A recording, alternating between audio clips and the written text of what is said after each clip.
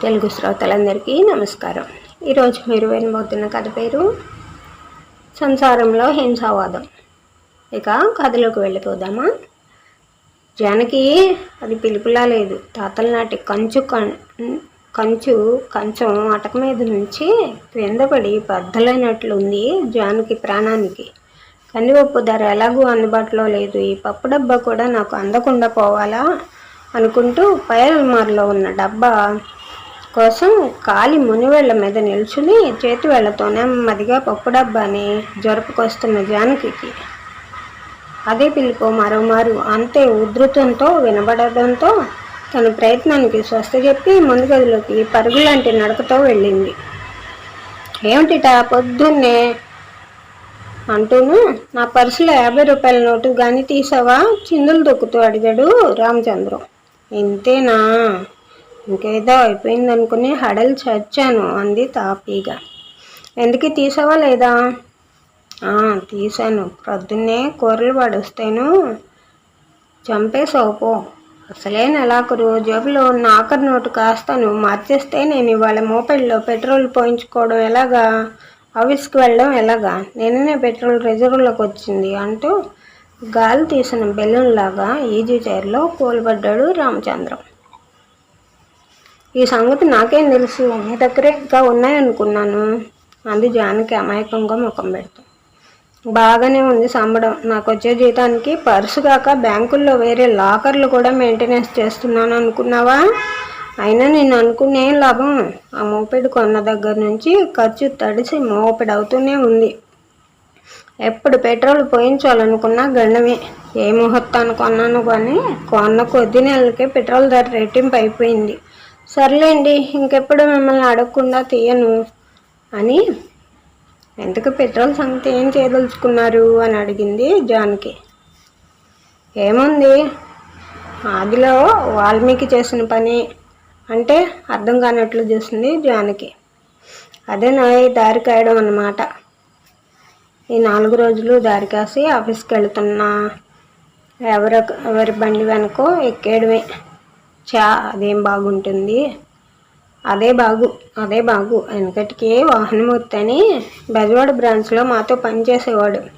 వాహనమూర్తి అదేం పేరు? మధ్యలోనే అడ్డొచ్చింది జానకి. అసలు పేరు వామనమూర్తిలే. మా వాళ్ళు పెట్టిన ముద్దు పేరు వాహనమూర్తి. రోజు వాళ్ళ ఇంటి దగ్గరలో ఉన్న జంక్షన్లో కాపు కాసి మా మేనేజర్ గారి కారు దగ్గర నుంచి మా ఫ్యూన్ సైకిల్ వరకు ఏ వాహనం వచ్చినా మొహమాటం పడకుండా ఆపేసి ఎక్కేయడమే అతని హాబీ. సొంత డబ్బుతో బస్సు ఎక్కి ఆఫీస్కి వెళ్ళకూడదని అతని అభిప్రాయమేమో మరి. అటువంటి నెలాఖరు కష్టాల్లో అతనే నాకు మార్గదర్శకం అన్నాడు రామచంద్రం నవ్వుతూ. ఇదిగో జానకి, మళ్ళీ నేను చెప్పలేదని అనుకు. ఇక మీదట నెల జీతం చాలా పొదుపుగా వాడుకోవాలి. జీతాల నాడు భార్యకు ఇంటి ఖర్చుల కోసం డబ్బు ఇస్తూ అన్నాడు రామచంద్రం. నేను కాపురానికి వచ్చింది మొదలు మీ నోటి నుంచి ఇదే మాట వింటున్నాను అంది జానకి.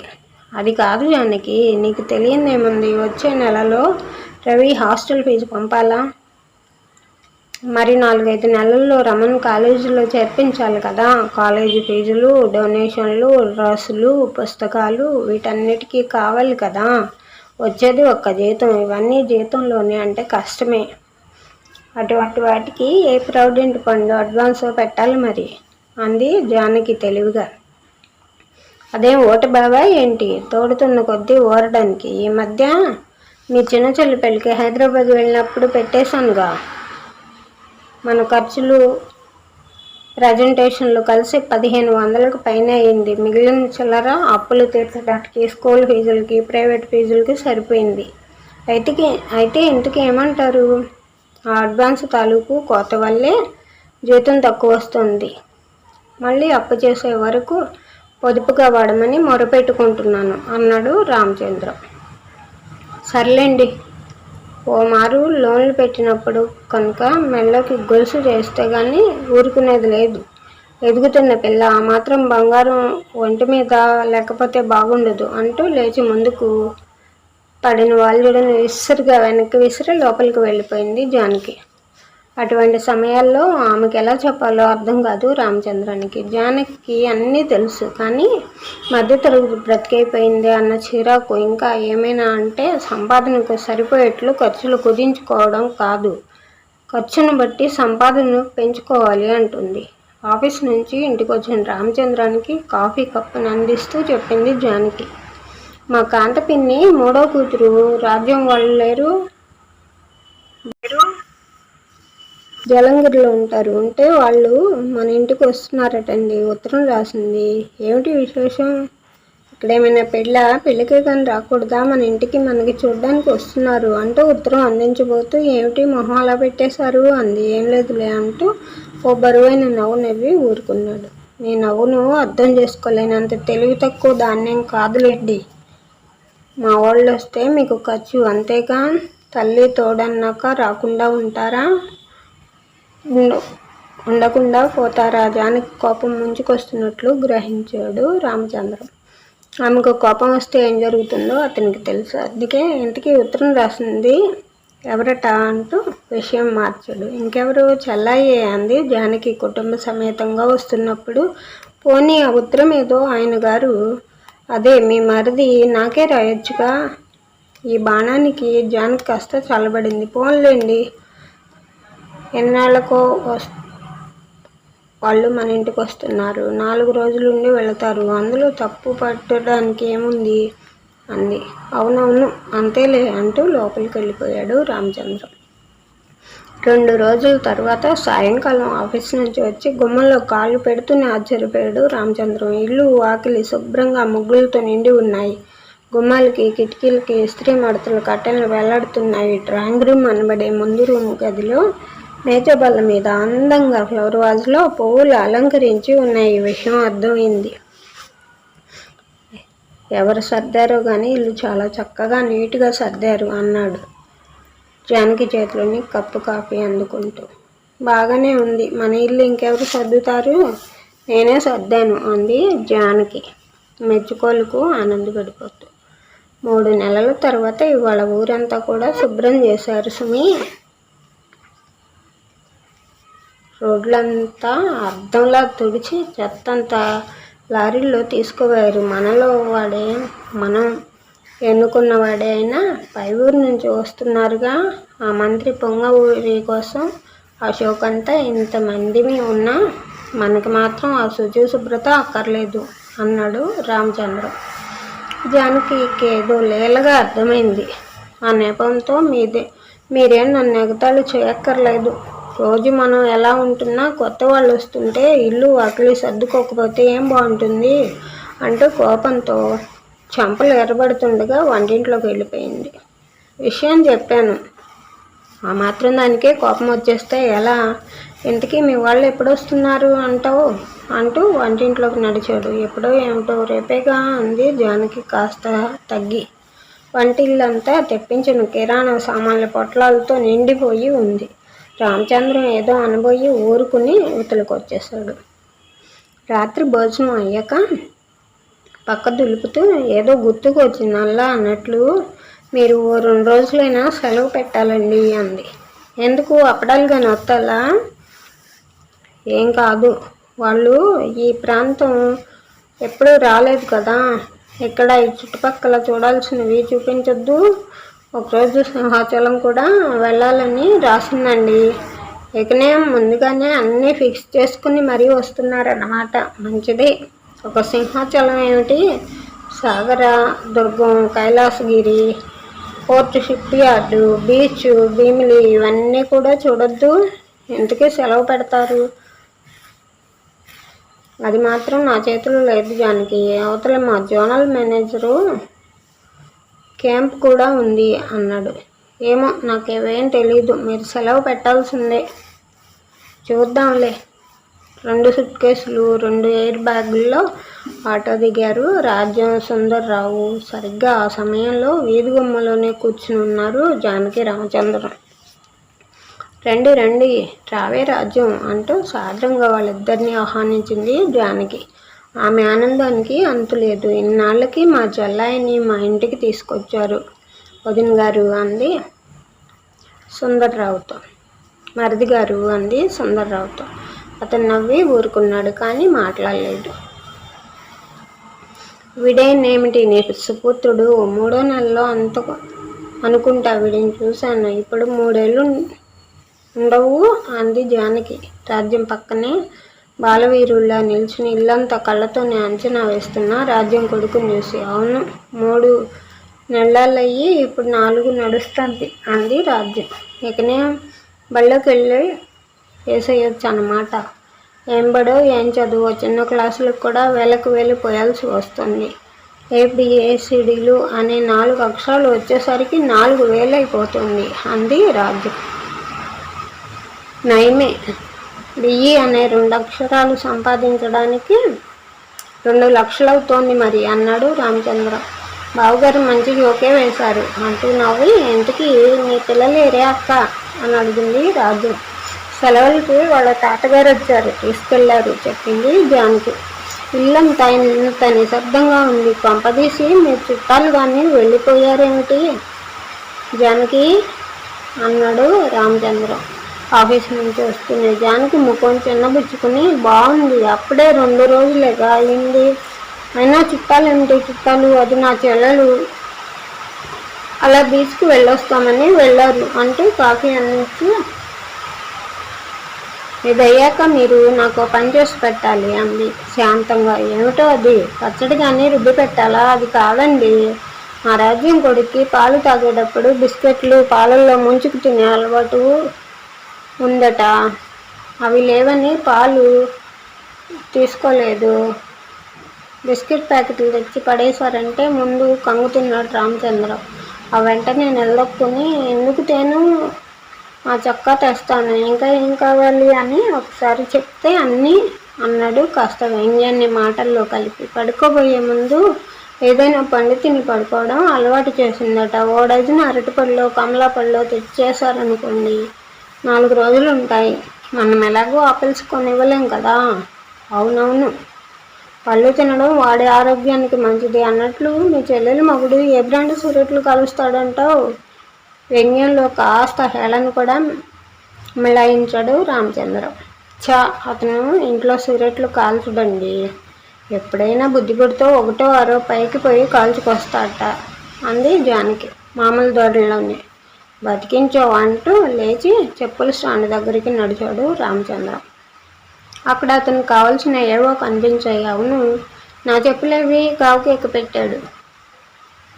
ఇప్పుడు ఆ చెప్పులెందుకు, బూట్లేసుకుని వెళ్తురు అంది జానకి లోపల నుంచే. ఇప్పుడేగా బూట్లలోంచి పాదాలని బయటకు తీశాను. ఇంటికి నా చెప్పులేమైపోయాయి చెప్పవేం? కొంపదీసి ఏ కుక్కైనా ఎత్తుకెళ్ళిపోయింది ఏమిటి అన్నాడు. కుక్క కాదు, నక్క కాదు, చెల్లెలు మొగుడు వేసుకెళ్ళాడు. అతని చెప్పేదో తెగిందట అంది జానకి నెమ్మదిగా. అందుకు నా కొత్త చెప్పులు వేసుకుని బీచ్కు వెళ్ళాడా? రామచంద్రానికి కోపం తారాస్థాయికి వచ్చేస్తుంది. నోరు తెరిచి అడిగితే ఎలా కాదనగలను చెప్పండి. అప్పటికే మా రాజ్యం మొహాట పడుతూనే అడిగింది. జానకి మొహం చూసి మరేం మాట్లాడలేకపోయాడు రామచంద్రం. బాత్రూమ్ చెప్పులేసుకుని నడిచాడు. వడ్డించేశాను, వచ్చేయండి. వంటింట్లోంచి జానకి కేక వేసింది. అప్పటికే సుందర్రావు రాజ్యము వంటింట్లోకి చేరినట్లు గ్రహించాడు రామచంద్రం. చదువుతున్న పుస్తకం పక్కన పడేసి బట్టలు మార్చుకుని లుంగి చుట్టుకుంటూ ఉండగా వీధి గుమ్మంలో అలికిడైంది. ఎదురింటి రంగారావు ఆరక్షణంలోనే అంతా గ్రహించేసి, భోజనానికి లేస్తున్నట్లున్నారు, కానివ్వండి తర్వాత వస్తా అంటూ లోపలికి చూసి, ఎవరు చుట్టాలు వచ్చినట్లున్నారు అని అడిగాడు ఆయన. ఈలోగా లోపల నుంచి జానకి రానే వచ్చింది. మా పిన్ని కూతురు వాళ్ళు వచ్చారండి అంది నవ్వు ముఖంతో. అలాగా, సంతోషం, మీరు భోజనానికి వెళ్ళండి, నేను కాసేపు కూర్చుంటాను అంటూ గదిలోకి చొరవగా వచ్చాడు. ముందు గదిలో బుద్ధిగా మఠం వేసుకుని టీవీ చూస్తున్న రాజ్యం కొడుకు అతని కళ్ళపడ్డాడు. విజయబ్బాయి ఎవరు? మీ వాళ్ళ అబ్బాయా అని అడిగాడు జానకి వంక చూస్తే. అవునండి, బాపు గారి బుడుగులా ఉన్నాడు అంటూ వాడి పక్కనే బెటాయించి, ఏం పేరు నాయనా నీది అని అడిగాడు. వాడు మాట్లాడలేదు, కనీసం తల తిప్పి అయినా చూడలేదు. చెప్పు నాయనా, నీకేదైనా పేరుందా అని అడుగుతున్నారు అన్నాడు రామచంద్రం. వాడు టీవీ చూస్తున్నా అప్పుడు బ్రహ్మదేవుడు వచ్చినా మాట్లాడడు అంది జానకి. ఓహో, అదే సంగతి, మంచిదే. ఇంతకీ ఆ కుర్రాడి చేతిలో ఆ రాయి ఏమిటి అని అడిగాడు రంగారావు. దాని గురించి మాత్రం అడగకండి అన్నాడు రామచంద్రం. పని ఉన్న దానిలో లోపలికి వెళ్ళిపోయింది జానకి. ఏమో, ఏదైనా రహస్యమా? మా టీవీ 4 రోజులు ఉండాలంటే రహస్యమే మరి. అదేమిటండి అన్నట్లు చూశాడు రంగారావు. ఆ అబ్బాయి టీవీ చూస్తున్నంతసేపు ఆ టీవీ ఆపేసినా, వాడి గురించి మాట్లాడినా ఆ రాయలేదు, ఆ దాని నుంచుని కొట్టేస్తాడు. మనిషిని కాదు, ఆ టీవీని బద్దలు కొట్టేస్తాడు అన్నాడు రామచంద్రరావు. రంగారావు గుండెల మీద చేసుకుని వెనక్కి వాలి, హరి వీడి దుంప పడ, కష్టమే అన్నాడు. కష్టమే అని నెమ్మదిగా అంటారేమిటి? కీమని దూరదర్శన్ కేంద్రం ఓపెన్ అయిన దగ్గర నుంచి బుస్సుమని ప్రసారాలు ఆఫ్ అయ్యే వరకు, లేదా వాడికి నిద్ర వచ్చే వరకు ఆ టీవీ అలా ఆన్ అయి ఉండాల్సిందే అన్నాడు రామచంద్రరావు గొంతు తగ్గించి. ఎలా బరాయిస్తున్నారండి బాబు ఈ పిల్ల రాక్షసుని అంటూ లేచి, ఈ వారం వీక్లీ ఓ మారిచ్చారంటే సీరియల్ చదివి ఇచ్చేస్తాను అన్నాడు రంగారావు. సాయంకాలమే వచ్చింది, ఇంకా చూడలేదు, అయినా తీసుకెళ్ళండి అంటూ వీక్లీ అతని చేతికిచ్చి వీధి తలుపు వేశాడు రామచంద్రం. క్రమంగా సాయంకాలాలు ఆఫీస్ నుండి త్వరగా రావడం మానుకున్నాడు రామచంద్రం. పార్కుకో, ఎగ్జిబిషన్కో, బీచ్కో ఇలా ఎక్కడికో తీసుకు వెళ్ళమని రోజు ప్రపోజల్ ఉంటుంది. మరి నెమ్మదిగా 7 గంటలకు ఇల్లు చేరిన రామచంద్రానికి ఇల్లంతా నిశ్శబ్దంగా అనిపించింది. ఆలస్యానికి కారణాలు అడుగుతూనే కాఫీ అందించింది జానకి. వాటికి ఇష్టం వచ్చిన సమాధానాలు ఏవో చెప్పేసి, ఇంతకీ మీ వాళ్ళు ఏ సినిమాకి వెళ్ళారంటావు అని అడిగాడు. జానకి ఆ ప్రశ్నలు ఏదో చెప్పుకోలు కనిపించగానే, ఏమో మా రాజ్యానికి లేదు కానీ అతనికి సినిమా పిచ్చి ఎక్కువే అంది. అవునవును, మన బంగారం ఎప్పుడు మంచిదే. అది కాదులేండి, అతను కాస్త జల్సారాయుడే, పైగా పట్నం వచ్చాడు. పెళ్ళాన్ని ఆ మాత్రం బయట తిప్పకపోతే బాగుండదని. అవునవును, ఎందుకు బాగుంటుంది? బాగు బాగా తెలిసినవాడు కదా, సినిమాలు చూడాలని అతగాడు ప్రపోజల్ పెట్టినట్లున్నాడు. ఖర్చు మనమే భరించాలి, మనం తీసుకెళ్ళినప్పుడు మనమేం భరించాలి? వాళ్ళు అనుకున్నప్పుడు మాత్రం వాళ్ళొక్కళ్ళే చూసి వచ్చేస్తారు అన్నాడు రామచంద్ర ఈ మధ్య జరిగిన సంఘటనలు గుర్తుకు తెచ్చుకుని.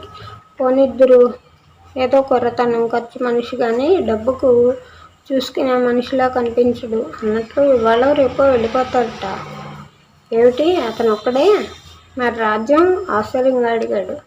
ఆఫీస్ పని మీద ఏదో ఊరు వెళ్ళాలిట, తిరిగొచ్చి తీసుకెళ్తాడట అంటూ గొంతు స్థాయి తగ్గించి, మీరొచ్చి చిన్న సాయం చేయాలి అంది. ఏమిటన్నట్లు చూశాడు రామచంద్రం. ఓ 500 అప్పుగా కావాలట, అనుకోని ఖర్చేదో తగిలిందట, తిరిగొచ్చి ఇచ్చేస్తాడట. మిమ్మల్ని అడగడానికి మొహమాటపడి రాజ్యం చేత అడిగించాడు అంది జానకి. రామచంద్రం ముఖం అదోలా పెట్టడం చూసి, ఎలాగో చూడండి, లేదంటే ఆ మాత్రం లేకుండా పోయాయా అనుకోవచ్చు. వాళ్ళ దృష్టిలో మీది పెద్ద ఉద్యోగమే కదా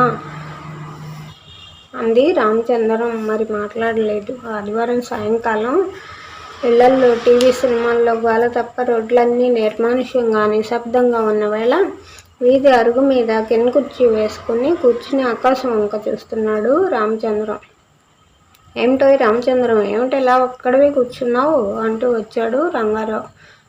గోల లేక ఏం తోచక అన్నాడు రామచంద్రం. భలేవాడివే, మీ వాళ్ళు మీ చుట్టాలు కనిపించరేం, గుళ్ళోకి వెళ్ళారులా ఉందిలేండి అన్నాడు.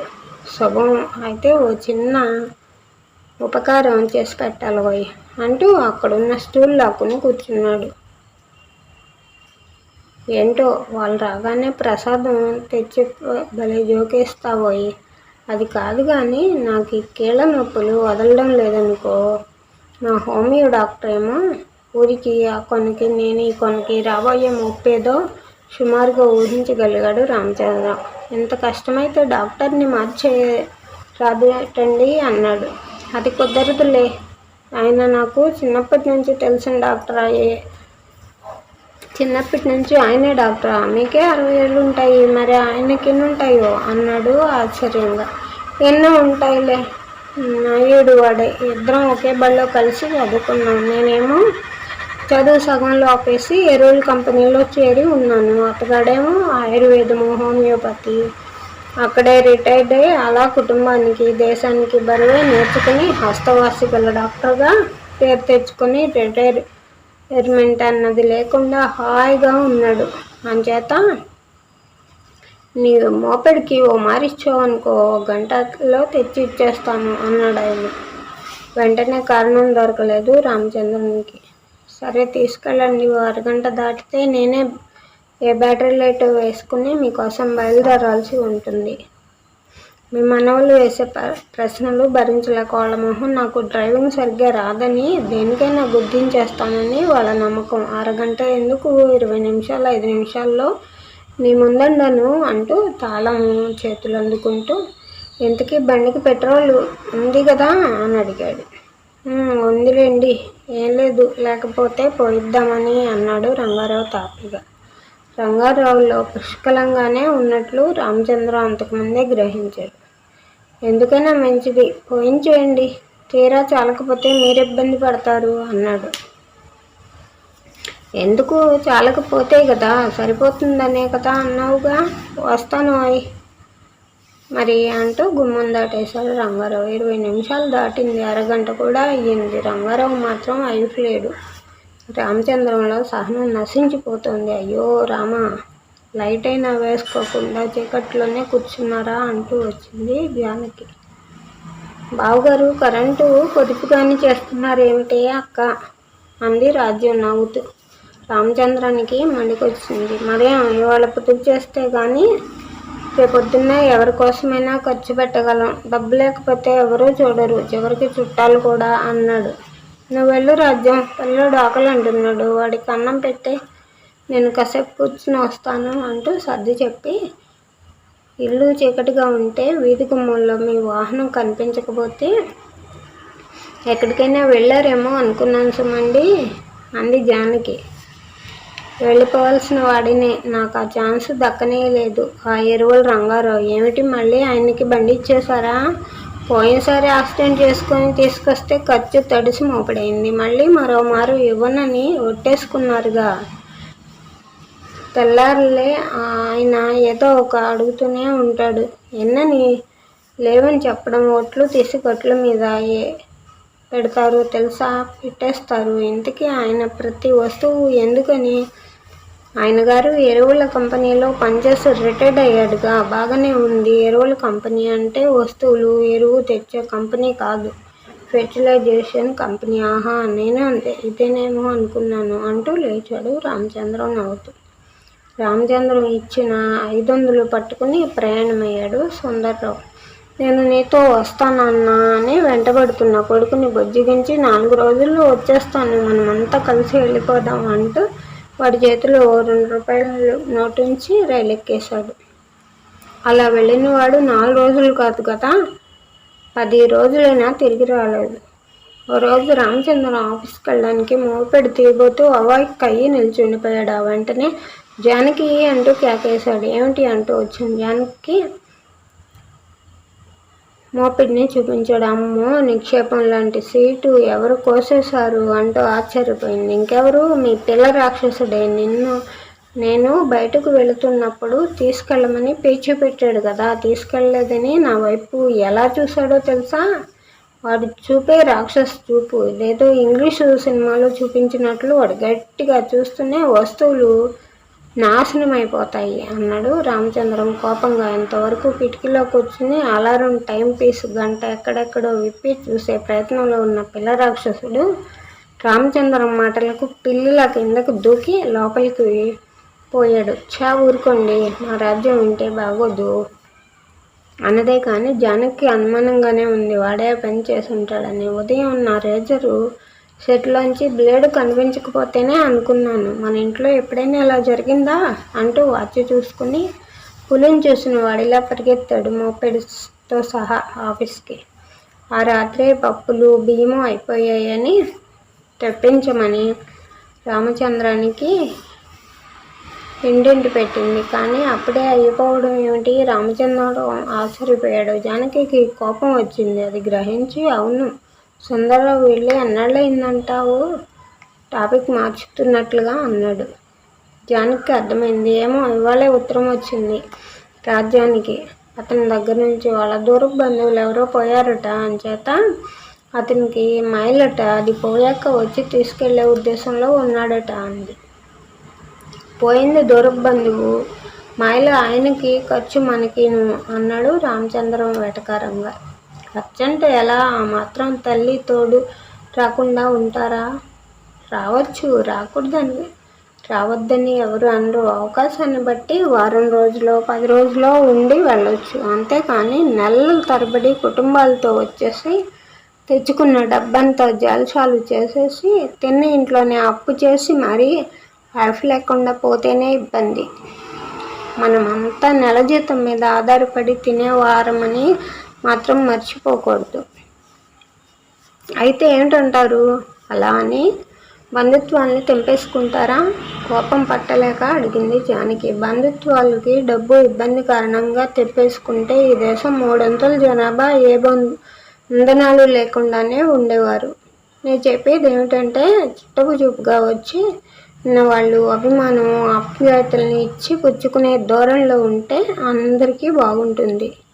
మర్యాదలు దక్కుతాయి. వచ్చిన వారి జీతం, తిండి ఖర్చులు మాట ఎలా ఉన్నా వాళ్ళ షికారులు, ఖరీదైన అలవాట్లు కూడా భరించాలంటే కష్టమే మరి. రామచంద్రం మాటలకు జవాబు ఇవ్వలేదు జానకి. అటు తిరిగి పడుకుంది. ఏమో ఈ రామచంద్రం, ఇదిగో ఏమిటలా అపరాధిలో తలంచుకుని మరీ వెళ్ళిపోతున్నావు? రంగారావు కేకలకు ఆగి వెనక్కి చూశాడు రామచంద్రరావు. ఆఫీస్ నుంచేనా నడిచి వస్తున్నావు? నీ బండేది? అతడే అడిగాడు. మెకానిక్ ఇచ్చానులేండి. ఏం రిపేరట? ఏదోలేండి. ఇంట్లో చుట్టాల అబ్బాయి ఉన్నాడు కదా, ఏవో తుంట పనులు చేస్తుంటాడు క్లుప్తంగానే జవాబిచ్చాడు రామచంద్రం. అబ్బా ఆ కుర్రాడా, నువ్వేం అనుకోకు కానీ వాడు రాక్షసుడే. నిన్న మీ ఆవిడికి ఒక పెద్ద గండం గడిచింది కదా. రామచంద్ర ఆశ్చర్యంగా అతని వంక చూశాడు. ఏం జరిగింది అన్నాడు. అయ్యో, మీ ఆవిడ చెప్పలేదా? నిన్న మధ్యాహ్నం టిఫిన్ చేద్దామని ఏమో మీ ఆవిడ మిక్సీలో ఏవో మిరపకాయల కోసం, ఉప్పు కోసం పక్కకు తిరిగిందట. ఇంతలో ఆ రాక్షసు ఎదవలేడు, వాడు నెమ్మదిగా వెళ్ళి మీ ఆవిడ అందులో చేపెట్టేలాగానే బటన్ నొక్కేశాడు. ఇంకేముంది, ప్లగ్ అప్పటికే పెట్టి ఉందేమో. మోటార్ సర్రమని తిరిగి అందులో వేసినవన్నీ మీ ఆవిడ మొహం మీదకు తుల్లేశాయి. ఒక్క క్షణం ఆలస్యం అయితే వేళ్ళు తెగిపోయేవి. భయపడిందేమో మీ ఆవిడ. వణుకు ఉండడానికి అరగంట పట్టింది. ఆ సమయం చదివేసిన పేపర్ ఇచ్చేయడానికి వెళ్ళి నేను అక్కడే ఉన్నాను అన్నాడు రంగారావు. రామచంద్రానికి పిల్ల రాక్షసుడి మీద చెప్పలేనంత కోపం వచ్చింది. విషయం తనకి చెప్పనందుకు, అటువంటి వారిని నెత్తిన పెట్టుకున్నందుకు జానకి మీద కూడా అతనికి కోపం వచ్చింది. ఇంతకీ వాళ్ళు ఇంకా ఎన్నాళ్ళు ఉంటారంటావు? అడిగాడు రంగారావు. అది తెలిస్తే ఇకనే వచ్చి అప్పుడే నెల మీద 10 రోజులు అయ్యింది. ఆయన గారేమో ఆఫీస్ పనులంటూ ఉడాయించాడు. అతగాడొచ్చేసరికి ఇంటికి వెళ్ళాలట. నాకు మాత్రం ఇదంతా ఓ నాటకంలా అనిపిస్తోంది అన్నాడు. అవునా? నాటకం అయితే మనము ఓ నాటకం ఆడేయడమే. మొహమాట పడితే అప్పుల్లో కూరుకుపోయేలా ఉన్నాం. అనుభవజ్ఞుణ్ణి అడిగి తెలుసుకోమన్నారు శ్రేయభిలాషిలా. కాబట్టి అడగకపోయినా చెప్తాను, నువ్వు ఒప్పుకుంటే. రామచంద్రం ఆశగా అతని వైపు చూశాడు. గురువారం సాయంకాలం రంగం సిద్ధమైంది. ఇదిగో జానకి, బిల్లై నుంచి ఉత్తరం వచ్చిందో. పెద్దన్నయ్య వాళ్ళు రేపు ఆదివారం వస్తున్నారు అన్నాడు రామచంద్రం ఆఫీస్ నుంచి వచ్చి బట్టలు మార్చుకుంటే. ఏమిటో విశేషం అంటూ వచ్చింది జానకి. 2 ఏళ్లలో రిటైర్ అయిపోతున్నాడుగా. లీవ్ ట్రావెల్ కన్స్ట్రక్షన్ మీద కన్యాకుమారి వరకు వెళుతున్నారు. దారే కదా అని రేపొచ్చే ఆదివారం వస్తున్నారు అడిగింది రాజ్యం. అవును, మేము కలుపుకుని 10 ఏళ్ళు దాటిపోయింది కదా జానకి అంటూ భార్య వంగ తిరిగి, మొదటిసారి మన ఇంటికి వస్తున్నారు, ఎలాంటి మర్యాదలు చేస్తావో మరి అన్నాడు రామచంద్రం. నాకు చేతనైన మటుకు వండి పెడతాను, వాళ్ళ అలవాట్లు పద్ధతులు ఇక మీరే చూసుకోవాలి అంది జానకి. ఏముంది, వాళ్ళు మళ్ళా 2 పూట్ల అన్నం తినరు. రాత్రుళ్ళు రొట్టెలు, పాలు, పళ్ళు తీసుకుంటారు. ఉదయం పూట మామూలే. అయితే పళ్ళు, పాలు వాళ్ళే కొనుక్కుంటారు. అటువంటి వాటి విషయంలో మరొకరి భారం కావడం మా అన్నయ్యకి ఇష్టం ఉండదు. ఇక వాళ్ళున్న ఓ వారం పాటు తిరగడానికి ఓ ఆటో కానీ, టాక్సీ కానీ వాళ్ళే ఏర్పాటు చేసుకుంటారు. సరేలేండి, అన్నీ వాళ్ళే చూసుకుంటే ఇంకా మనం చేసే మర్యాదలు ఏముంటాయి? మనసు పడి చేసే మర్యాదలే ఉంటాయి. మన పెద్ద గది ఖాళీ చేసే వాళ్ళకి కేటాయిద్దాం. మా అన్నయ్య ఇల్లు నీట్గా నిశ్శబ్దంగా ఉండాలి. 24 గంటలు టీవీ అంటే అస్సలు పట్టదు. అంచేత ఓ వారం రోజులు దాన్ని బంద్ చేయి. బాగానే ఉంది. బంద్ చేస్తుంటే సరదా పడాలి కానీ బంధువులు వస్తుంటే ఇలా భయపడేట్లు చేస్తే అంటూ జానకి వంటింట్లోకి నడిచింది. రామచంద్రం అక్కడే ఉన్న రాజ్యం వంక తిరిగి గొంతు తగ్గించి, మా వాళ్ళు వెళ్ళేటప్పుడు సంతోషపెట్టడంలో గనులు. క్రితం సంవత్సరం వీళ్ళు ఢిల్లీలో మా చిన్నన్నయ్య వాళ్ళ ఇంటికి వెళ్ళి 2 రోజులు ఉన్నారట. వెళ్ళేటప్పుడు ఓ చిన్న వదినికి ₹2 చీర కొనిపెట్టారట. 2000 రూపాయల చీర. రాజ్యం కళ్ళు విప్పార్చి రామచంద్రం వైపు చూసింది. ఆ మర్నాడు లేస్తూనే అక్కర్లేని పాత న్యూస్ పేపర్లు, పుస్తకాలు ఓ కట్టి పేపర్లో పడేసి మరి భార్యకు పురమాయించాడు రామచంద్రం. సాయంకాలం ఆఫీస్ నుండి వస్తూనే పెద్ద గది సర్ది ఎప్పుడో కానీ ఉపయోగపడిని కొంత సామాను అటకెక్కించేశాడు. అమ్మయ్య, ఇవాళకి మోక్షం కలిగింది. ఎవరు కలిసి రాక ఒక్కదాన్నే చేయలేక ఊరుకున్నాను అంది జానకి నవ్వుతూ. ఆ రాత్రి రామచంద్రం భోజనం చేసే సమయంలో జానకి అంది, రాజ్యం రేపు వెళ్ళిపోతానంటోందండి. అప్పుడే ఏమిటి తొందర అంటూ రాజ్యం వంక చూసి, మీ ఆయన రావాలి కదా, కొంపతీసి మా అన్నయ్య వాళ్ళు వస్తే ఇల్లు చాలదని వెళుతున్నావా అని అడిగాడు. అదేం కాదులే, నేను ఎలాగో వెళ్ళాలనే అనుకుంటున్నాను. ఆయన మళ్ళీ ఇంత దూరం బోలెడు ఛార్జీలు పోసుకొని రావాలి కదా అంది రాజ్యం. మరి నా 500 మాట ఏమిటి అనపోయి, మరి నువ్వు ఒంటరిగా ప్రయాణం చేయగలవో లేదో చూసుకో, నేను ఇక్కడ రైలెక్కించేస్తాను అంటూ గ్రీన్ సిగ్నల్ ఇచ్చాడు రామచంద్రం. ఏమిటోనండి, నెల్లాళ్ళుగా సందడిగా అలవాటైపోయి ఇల్లంతా నిశ్శబ్దంగా బోసిపోయినట్లుంది అంది జానకి శనివారం సాయంకాలం. నెల్లాళ్ళేం కర్మ, 1.5 పైనే అయ్యింది అంటూ సవరించాడు రామచంద్రం. మీకు అన్నీ వేళాకోళమే కానీ ఎవరైనా వాళ్ళకి లేక వస్తారేమిటి చుట్టాలింటికి అంది ముఖం మీదకి సీరియస్నెస్ తెచ్చుకుంటూ. లేకపోయినా కొన్ని లోట్లు భర్తీ వేసుకుని కూడా వస్తారండి, ఈ మధ్య తెలిసింది అన్నాడు రామచంద్రం విషయంలోకి లాగుతూ. ఏమిటి మీరనేది రెట్టించింది జానకి. రామచంద్రం బీరువా తెరిచి మడత ఉన్న చిన్న కాగితాన్ని తెచ్చి జానకి చేతిలో పెట్టి, ఇది చదువు అన్నాడు. అది సుందర్రావు రాజ్యానికి రాసిన ఉత్తరం తాలూకు జిరాక్స్ కాపీ. ప్రియమైన రాజ్యానికి, ఆదివారం ఇల్లు విడిచిపెట్టి నెల అవుతోంది. ఈ నెల కిరాణా సామాను తెచ్చుకోలేదు కాబట్టి రేపు ఫస్ట్కి జీతం అందాక పాత బాకీ తీర్చేస్తే షాప్ వాడు మళ్ళీ సరుకులు ఇస్తాడు. క్రితం నెల మా అత్తయ్య వాళ్ళు మన మీద దండెత్తుతారు కదా, మనకి నెల అజ్ఞాతవాసమే అయ్యింది. మీ అక్కయ్యకు ఏం చెబుతావో మరి. వీలు చూసుకుని వచ్చాయి సుందరం.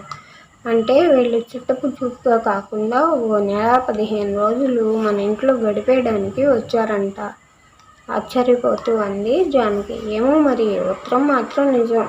వారం రోజుల క్రితం అది నా పుస్తకాల గూట్లో పడుంది. బహుశా రాజ్యం కొడికే పడేసి ఉంటాడు. అనుకోకుండా చదివినా ఓ నాటకం చూసినట్లు ఫీల్ అయ్యాను. నీకు కూడా చూపించడానికి జిరాక్స్ కాపీ తీయించి వాళ్ళ ఉత్తరం వాళ్ళ బ్యాగ్లోనే పడేశాను నెమ్మదిగా చెప్పాడు రామచంద్రం. బొత్తిగా నమ్మలేకుండా ఉన్నాను సుమండి. క్రితం నెల వాళ్ళ చుట్టాలు ఎవరు వచ్చి వాళ్ళని ఇబ్బంది పెట్టారని ఈ నెల మన ఇంట్లోకి వస్తారా? ఆశ్చర్యం ఏం లేదు. నెల ఉన్న బంధువులు ఈ మధ్య వ్యాపార సంబంధాలే కానీ రక్త సంబంధాలు ఉండడం లేదు అన్నాడు రామచంద్రం. ఇప్పుడు కూడా మీ అన్నయ్య వాళ్ళు వస్తున్నారనే బయలుదేరింది కానీ లేకుంటే మరో వారమైనా ఉండేదేమో అంది జానకి. నేను అందుకే మీ వాళ్ళ నాటకానికి నాటకీయంగా తెరదించేశాను అన్నాడు రామచంద్రం. జానకి లీలగా అర్థమైంది. అంటే మీ అన్నయ్య వాళ్ళు రావడం లేదా? అంతేగా మరి నవ్వేశాడు రామచంద్రం. ఆదివారం ఉదయం తీరిగ్గా అరుగు మీద కూర్చుని జానకి రామచంద్రం న్యూస్ పేపర్ని సగం పనిచేసుకుని ఎడాపెడా చదివేస్తున్న సమయంలో టెలిగ్రామ్ సార్ అంటూ టెలిగ్రామ్ ఇచ్చి సంతకం తీసుకుని వెళ్ళిపోయాడు మెసెంజర్. చదివి నిర్లిప్తంగా జానకి వంక చూశాడు రామచంద్రం. అబద్ధాలాడినా, హాని చేసే మాటలు మాట్లాడినా తదాస్తు దేవతలు ఉంటారా వెధవా, అలా అనకూడదు అంటూ చిన్నప్పుడు బామ్మ మొట్టికాయ వేయడం గుర్తొచ్చింది అతనికి. ఎక్కడి నుంచండి టెలిగ్రాము, ఏముంది అందులో అడిగింది జానకి అనుమానంగా. కలకత్తా నుంచి మా చిన్నమామయ్య కొడుకు అప్పలరాజు సకుటుంబ సమేతంగా వస్తున్నాడు. పనేదో ఉందిట. గాలి తీసిన బెలూన్లా అయిపోయింది జానకి. కథ సమాప్తం. ఈ కథ కనుక మీకు నచ్చినట్లయితే లైక్ చేయండి, షేర్ చేయండి, సబ్స్క్రైబ్ చేసుకోవడం మర్చిపోకండి. Thanks for watching.